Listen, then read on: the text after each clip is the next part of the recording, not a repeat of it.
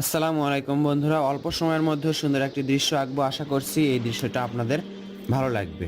প্রথমে একটি সোজা দাগ আঁকতে হবে, এজন্য আমাদেরকে একটা সোজা দাগ আঁকলাম।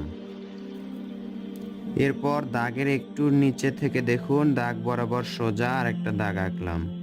আঁকার পর এখান থেকে এভাবে নিচের দিকে, এখান থেকে একটা নিচের দিকে, এটা কি হচ্ছে? সুন্দর একটা ঘরের চালা হচ্ছে। ঘরের চালা হয়ে গেল।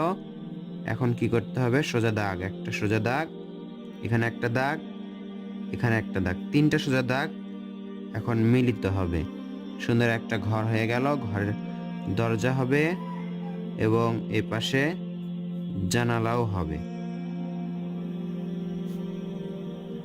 একটা ঘরের পাশে আমরা আরেকটা ঘর খুব সহজে আঁকবো। এভাবে দেখুন দাগ দিয়ে আবার এই দিকে সোজা নিয়ে এসে এভাবে একটা চালা হলো।